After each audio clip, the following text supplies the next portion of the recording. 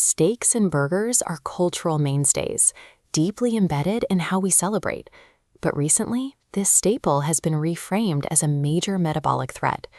In 2024, a New York Times article published a stark, terrifying warning. The headline claimed that every single bite of red meat you eat could increase your risk of developing type 2 diabetes. This chart shows the exact numbers backing that warning. Eating just over 3 ounces of unprocessed red meat daily correlates to a 27% higher risk. For processed meats, the risk jumps by 44%. These figures represent a massive meta-analysis, summarizing 27 different observational studies, tracking the habits of hundreds of thousands of individuals over decades. Researchers gather this data by recruiting large groups and having them fill out food frequency questionnaires. Participants report their normal dietary habits, and researchers track them over many years to see who develops chronic conditions like diabetes, looking for correlations between diet and health. When you see a consistent pattern repeated across more than 20 large-scale analyses, the logical conclusion is that the danger is absolute. It looks like a closed case. But observational studies are designed only to detect statistical associations. They cannot prove biological causation. Relying on them to definitively declare that red meat causes diabetes leaves a massive blind spot in the science. To see how these numbers are actually generated, we can look at the Women's Health Study. It provides a clear window into how observational data can skew reality. This diagram maps out the study's design. Investigators tracked 37,000 women for nearly 9 years.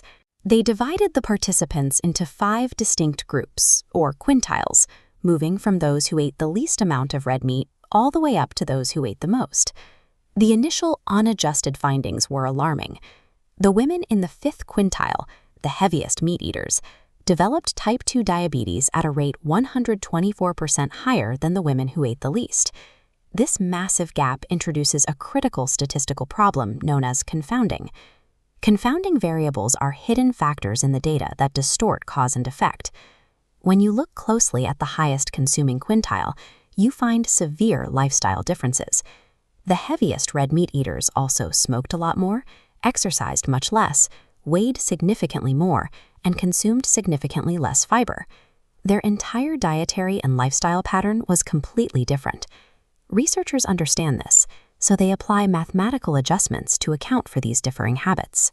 When they ran a fully adjusted multivariate model to factor in physical activity and overall diet, the 124. Even accounting for skewed data, we still have a valid biological question to answer. Does consuming red meat physically impair your body's insulin sensitivity? There is a plausible mechanism. Cooking meat at high temperatures, like grilling or frying, creates advanced glycation end products. These compounds trigger inflammation in the body, and inflammation directly induces insulin resistance. To see if this happens in humans, we have to look past observational data and rely on the highest level of scientific evidence, randomized controlled trials that directly measure metabolic function. This diagram illustrates one such trial. Researchers took a group of patients who already had type 2 diabetes and randomly assigned them to 2 different diets for 8 weeks. One group ate a diet low in red meat, while the other consumed 6 ounces of red meat every single day. The stakes of the trial are straightforward. If the headlines and the biological theories are accurate, 8 solid weeks of heavy meat consumption should crash their insulin sensitivity, but the clinical results tell a different story. Participants in both the high meat and low meat groups lost the exact same amount of body weight and the exact same amount of liver fat. When researchers performed the hyperinsulinemic euglycemic clamp, the absolute gold standard for measuring how cells respond to insulin, they found 0 statistical difference between the heavy meat eaters and the control group. Tests measuring beta cell function and overall long-term glycemic control returned the same results.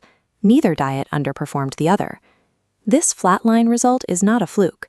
It has been consistently repeated across numerous short to medium-term clinical trials comparing high red meat intake against low red meat control groups. When isolated and tested in strict clinical environments, the hypothesis falls apart. Unprocessed red meat simply does not induce the physical metabolic dysfunctions that define type 2 diabetes. We are left with a massive discrepancy between public perception and clinical reality. Observational studies generated a widespread health panic based on loose lifestyle correlations, but rigorous controlled trials have methodically dismantled those claims. There is, however, an important distinction to make regarding processed meats. Items like bacon and sausage carry distinct risks. They are highly energy-dense and rich in advanced glycation end products, meaning they are best kept as occasional indulgences rather than daily staples. The clinical data also suggests that replacing meat with fatty fish or soy might offer slight metabolic optimizations, but completely eliminating red meat is not a biological requirement for disease prevention. You can safely enjoy unprocessed red meat. Opting for leaner cuts cooked at lower temperatures removes the specific mechanisms that cause concern without forcing you to abandon a food you enjoy. Your long-term metabolic health is dictated by your overall dietary pattern, your physical activity, and your total body weight. It is not determined by the fear of a single unprocessed ingredient.